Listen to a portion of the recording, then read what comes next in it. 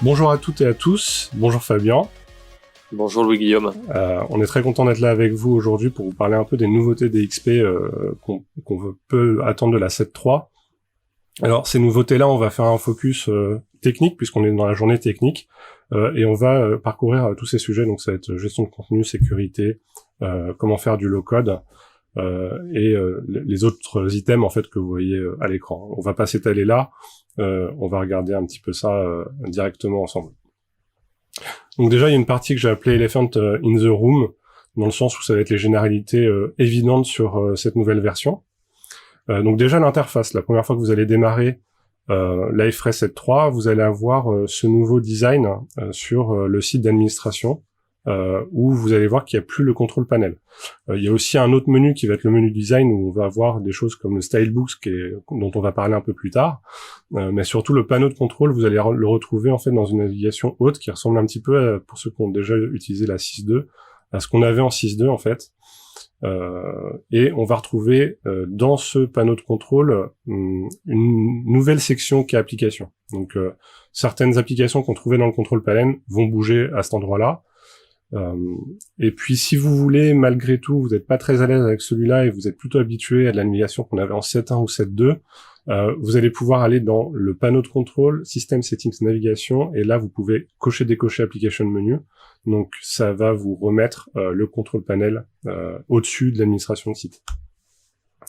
Vous avez pu voir qu'on avait aussi une section commerce. Donc qu'est-ce que ça veut dire? Ça veut dire que commerce est maintenant intégré complètement à l'iFrame 7.3 dans sa version 3.0. Ça veut dire aussi que le code source de commerce est complètement fusionné en fait avec le code source de l'iFrame. Et donc si vous voulez aller regarder le code source, ça sera du coup tout dans l'iFrame Portal sur GitHub. Et puis c'est aussi une mise à jour importante niveau infra front-end. Donc je pense que Fabien, tu voulais nous dire quelques mots là-dessus sur l'état des lieux. Oui, les infrastructures de front-end historiques sont dépréciées, cela se poursuit. l'iFrame cesse de les utiliser en interne pour les widgets natifs. L'état de l'art aujourd'hui, c'est donc de s'appuyer sur Clay, qui est l'implémentation du langage du X-Lexicon. Il fournit des tags qui remplacent la plupart de ceux qui étaient disponibles dans Alloy UI. Il fournit aussi des composants React si vous partez sur une infrastructure front-end s'appuyant sur un framework JavaScript pour la présentation. Donc l'état de l'art pour le front-end JS a aussi évolué, puisque il faut maintenant s'appuyer sur le NPM Bundler dans sa deuxième version. Parmi l'ensemble des front-end JavaScript qui sont supportés, il y a React, Angular, Vue, mais celui sur lequel vous aurez le plus de retour d'expérience, c'est React, parce que c'est celui qui est utilisé en interne par l'iFrame. Ouais, et on aura un exemple un peu plus tard quand on parlera de l'application Questions. Maintenant, un petit tour sur sécurité dans l'iFrame. Donc là, on va faire un focus sur SAML et MFA, et Fabien, je vais encore une fois te laisser la parole pour nous présenter tout ça. Donc il y a quelques nouveautés importantes sur le plan de la sécurité. La première, c'est qu'il est maintenant possible avec juste l'iFrame de bénéficier d'authentification multifacteur des utilisateurs. Donc c'est une fonction qui est activable au niveau Virtual Instance, et elle est fournie dans sa première version avec 3 moyens d'authentification fortes, qui sont l'envoi d'un OTP par email, c'est-à-dire l'envoi d'un code aléatoire à recopier dans un deuxième écran d'authentification. Il dispose aussi d'un mode d'authentification passif qui est le filtrage par IP. Donc après un succès d'authentification par login mot de passe, l'iFrame va vérifier si l'utilisateur a une IP qui est dans un range autorisé. Et il dispose aussi d'une fonction de time-based OTP que je vais vous détailler juste après. La roadmap prévoit l'ajout de nouveaux modes, donc ça n'est pas fixé dans le marbre, ça va être grandement influencé par les retours des utilisateurs. À l'heure actuelle, de façon provisoire, on a dans les tuyaux la génération de code de récupération, comme ce que vous trouvez souvent comme moyen de backup sur des sites qui offrent de la double authentique. et le support de tokens hardware type YubiKey qui permettent en fait de s'authentifier en insérant un token dans un port USB par exemple. Je vous le montrerai juste après, il y a des points d'extension pour créer vos propres modes d'authentification. Donc l'un des modes d'authentification multifacteurs les plus intéressants qui est disponible de base, c'est le time-based OTP. Le principe en fait, c'est que vous installez une application type Google Authenticator ou Microsoft Authenticator. Vous êtes invité au moment de l'enrôlement à scanner un QR code qui contient le secret partagé. À l'issue de ça, le serveur Liferay et votre application d'authentification sont synchronisés au niveau de l'horloge et partagent un secret. Et votre application d'authentification va générer des codes pseudo-aléatoires à 6 chiffres qu'il faudra recopier dans un deuxième écran d'authentification. Ce mode d'authentification est offline, il ne nécessite pas de maintenir une connexion Internet pour fonctionner. Et le principe retenu actuellement par Liferay, c'est que l'email OTP demeure le mode d'authentification de backup au cas où l'utilisateur perdrait son moyen d'authentification multifacteur principal. Il est aussi possible d'implémenter ses propres modes d'authentification multifacteur. Donc là, à cet effet, il y a deux interfaces qui sont exposées. Il y a une interface qui décrit les facteurs d'authentification interactifs, c'est-à-dire ceux qui impliquent une interaction avec l'utilisateur. Donc c'est l'interface browser et MFA checker. Et puis des facteurs d'authentification passifs, tels que le filtrage d'IP dans les fonctions qui sont offertes de base, mais vous pourriez aussi imaginer quelque chose comme faire confiance à cet appareil qui est souvent offert sur des sites internet comme mode d'authentification. Ça consiste à généralement enregistrer un cookie et des informations liées à l'user agent, et c'est un check qui peut se faire sans nécessité d'interaction avec l'utilisateur. Donc vous avez ces deux interfaces qui sont disponibles pour développer vos propres facteurs d'authentification. Du côté de SAML, à l'instar de Commerce, il est dorénavant intégré à Liferay DXP. Vous avez une nouveauté fonctionnelle qui est la gestion des utilisateurs inconnus. Donc jusqu'à présent, lorsqu'un utilisateur inconnu, c'est-à-dire qui n'existe pas encore dans la base des users de Liferay, s'authentifiait via un ID provider SAML, il était automatiquement créé. Vous avez maintenant la possibilité de décider si vous voulez permettre cela ou si vous voulez interdire l'accès à des utilisateurs qui n'ont pas encore été créés dans le backend Liferay. Et en fonction de votre choix, vous pourrez ou ne pas voir apparaître le warning qui s'affiche ici. Ça n'est pas une nouveauté, c'était déjà disponible dans la version précédente, mais c'est bon à savoir. Vous avez de base dans le plugin SAML la possibilité de mapper 5 attributs: le prénom, le nom, l'adresse email, le screen name et puis l'ID. Vous pouvez programmatiquement mapper des informations supplémentaires issues de l'assertion SAML délivrée par l'ID provider.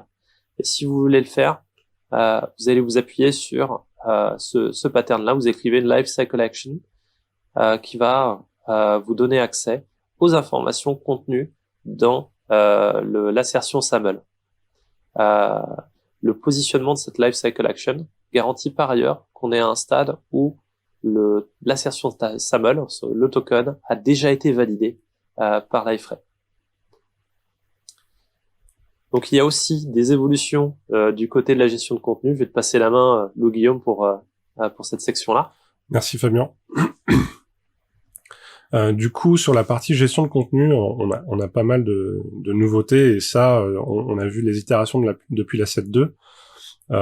Ce qui va être important ici, ça va être les master pages, par exemple. Donc, un gabarit de pages de contenu. C'est-à-dire que c'est comme n'importe quel gabarit de page que vous définirez, sauf que vous allez pouvoir fixer certains fragments et widgets qui seront préinstallés dans la page, et en plus, contrôler les fragments qui peuvent être déposés par les contributeurs. Donc, En gros, ça nous permet, pour ceux qui ont l'habitude des thèmes de Liferay et de construire des sites, d'éviter d'utiliser le thème pour configurer les pages d'un site. Généralement, on aurait utilisé le thème pour fixer la navigation, pour fixer peut-être d'autres widgets aussi qui doivent être présents un peu partout.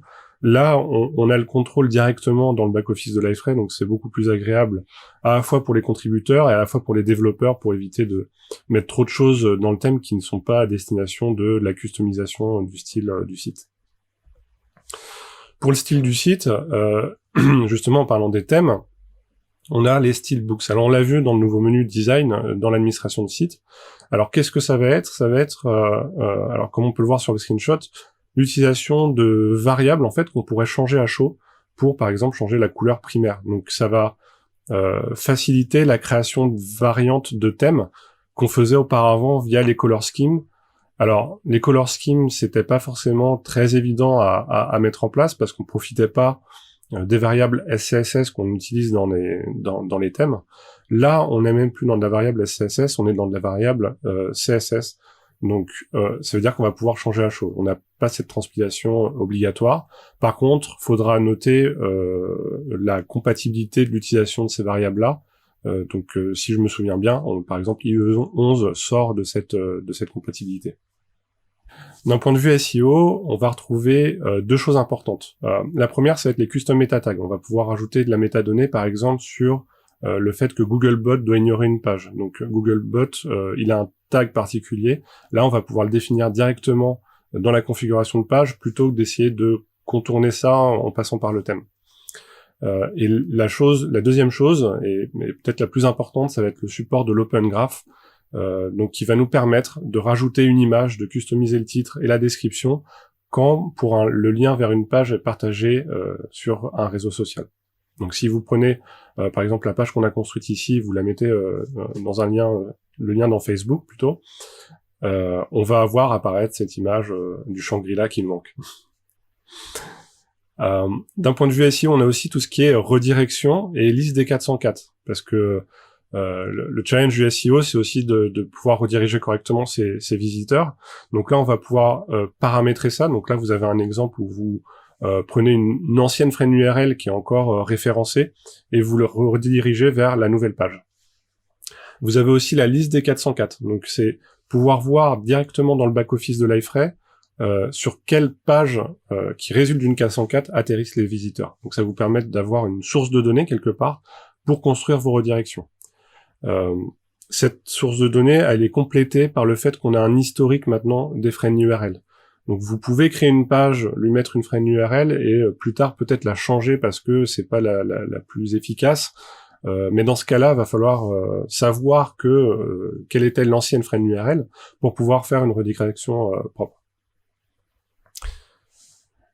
Ensuite, on a les publications. Donc là, on va forcément faire un parallèle avec le staging, puisqu'il s'agit vraiment de contrôler le contenu qui va être publié en live sur notre site.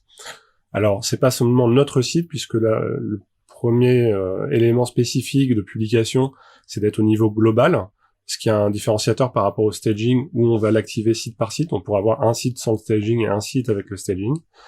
Par contre, publication n'a pas de mode remote, donc on peut pas faire des publications vers une autre instance de Liferay. Alors une note, c'est que une fois qu'on a activé publication, on peut pas activer le staging par site. Donc là, il y a un choix qui doit être fait, soit vous utilisez le staging, soit vous utilisez les publications. Les deux ne peuvent pas cohabiter. Alors, une petite note, mais on en parlera plus tard, ça veut dire que potentiellement, publication va vouloir remplacer le staging. Pour l'instant, s'il y a les deux côte à côte, c'est bien parce que ils se complètent quelque part, dans le sens où si on veut le faire au niveau global, on va choisir publication. Si on veut faire du remote, en gros, on va faire du staging. Ensuite, on a les dashboards de contenu. Donc, on va avoir une vue d'ensemble, tous sites confondus. Donc là, on est au niveau compagnie dans Liferay. On va pouvoir voir l'ensemble des contenus, voir le statut du workflow, et voir aussi les différentes catégories auxquelles ils appartiennent. Et derrière, on va pouvoir avoir une visualisation qui est configurable, par exemple justement, si on veut comparer un petit peu la distribution par catégorie. Autre item, les assets library, donc ça va faciliter tout ce qui est gestion de contenu réutilisable. Auparavant, on utilisait un site qui était tagué global, donc c'était pas forcément très intuitif à utiliser. Ça compliquait aussi la gestion de contenu peut-être par équipe. Donc là, ça permet d'organiser plusieurs librairies, peut-être une pour l'équipe marketing, une pour l'équipe design. En fait, vous pouvez répartir comme vous voulez, ça peut être aussi par type de contenu. Mais sachez que vous pouvez utiliser du coup des librairies où vous allez pouvoir ajouter du contenu qui va être réutilisable dans tous les sites, ou alors des documents.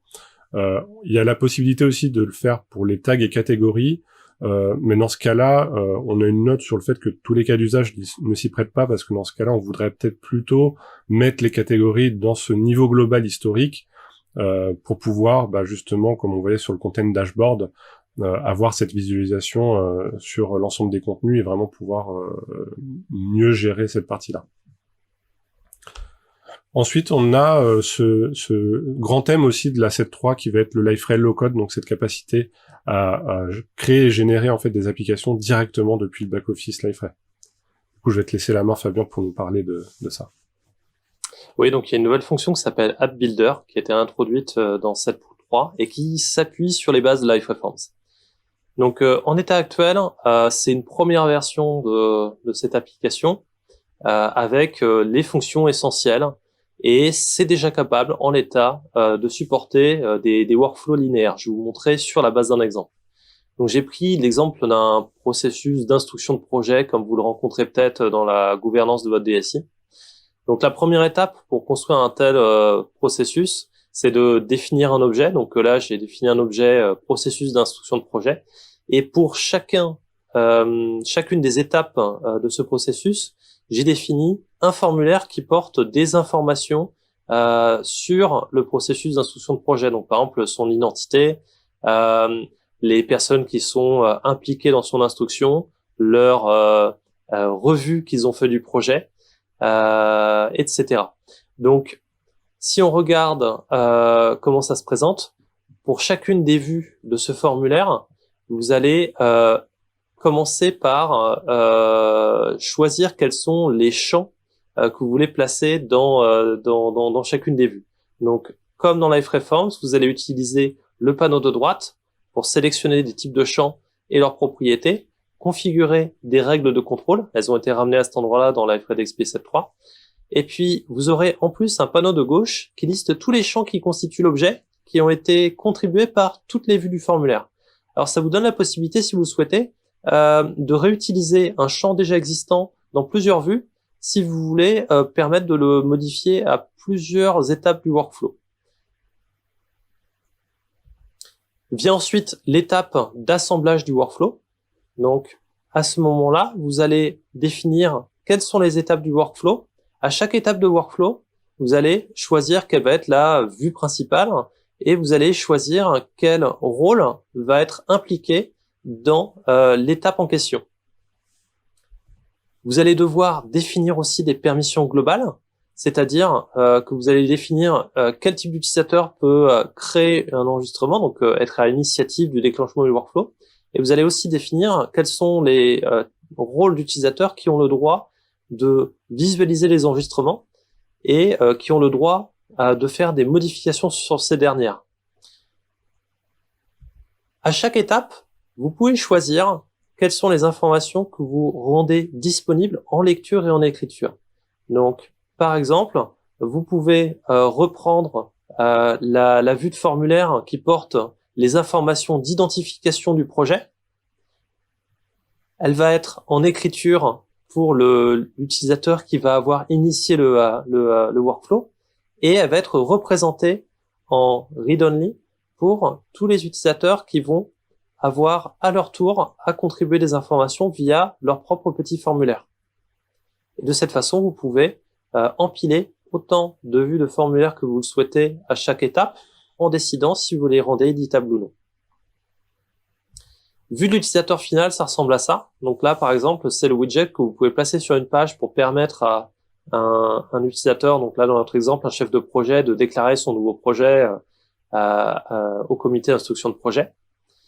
Et puis, du point de vue de tous les acteurs qui sont impliqués dans la validation du projet, donc là dans notre exemple, un architecte, un consultant sécurité, etc., ils vont voir un tableau avec l'état des instances du workflow et avoir la possibilité de s'assigner l'une des instances de workflow s'ils sont actifs sur leur rôle et réaliser leur étape du workflow. Sachez qu'il est possible de définir très précisément quel champ vous voulez faire apparaître sur un tel tableau de synthèse. Et en plus du design du formulaire, vous avez aussi dans l'éditeur de l'App Builder une page pour constituer ces tableaux de synthèse-là. Dans l'état actuel, les options de filtre et de classement et de pagination ne sont uniquement disponibles, je vais dire au runtime. Il n'est pas encore possible de construire un tableau de synthèse qui est filtré sur un champ de formulaire. Alors, vous pouvez explorer cette nouvelle option. Ça peut être un moyen pour vos utilisateurs de se construire une application sans avoir à demander des développements et éventuellement à l'élaborer plus en profondeur s'il y a besoin de spécificité, ou alors peut-être dans le futur supporter des cas un petit peu plus complexes directement dans la Builder. Nous allons maintenant vous présenter les API headless. Donc, il y a un nouvel endpoint qui est disponible sur Liferay et Louis Guillaume va vous en dire plus. Merci Fabien. Donc, oui, on parlait d'exploration d'API en intro, donc c'est sur cette section-là qu'on va se concentrer. Puisque ce nouveau endpoint va vous permettre d'accéder à une nouvelle documentation d'API. Alors, c'est une nouvelle documentation des nouvelles API. C'est pas forcément une nouvelle documentation sur les API existantes. L'idée, c'est vraiment de parler des API dites headless, donc qui s'appuient sur la spécification OpenAPI. Donc ici, on va retrouver tout ce qui est ce qu'on appelle Swagger UI, qui vous permettent d'explorer endpoint par endpoint, voir les résultats, pouvoir tester l'API en question.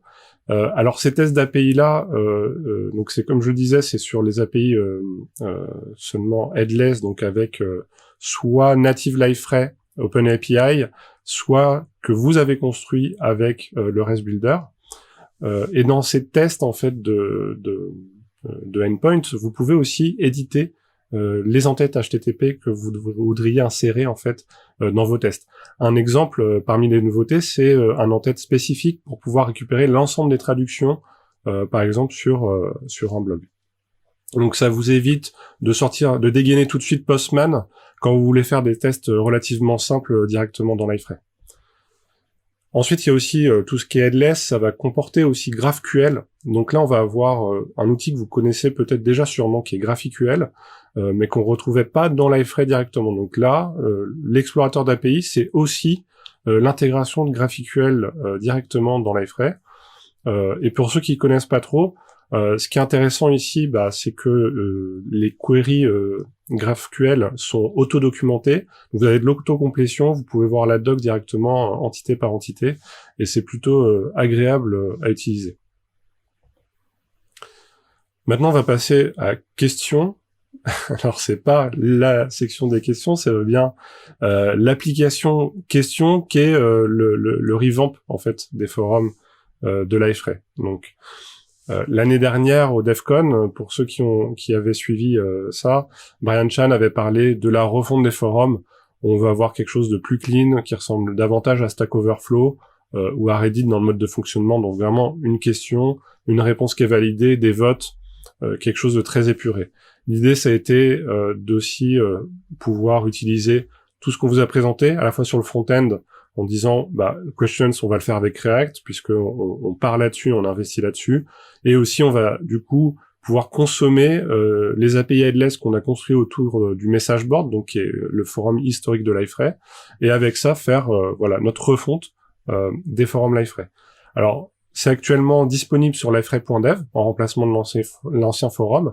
Mais ce qu'on n'attendait pas, c'était qu'il soit disponible directement en tant qu'application, nouvelle application directement dans DXP. Donc là, vous avez des exemples des interfaces de questions où on voit qu'on a quelque chose d'assez épuré, on se concentre vraiment sur la question qui est posée ces votes, les votes de la réponse, la possibilité de souscrire. Et vous avez la navigation par tag et par vos souscriptions. Donc ça, vous pouvez à la fois le tester sur Liferay Dev et à la fois le tester directement dans Liferay DXP.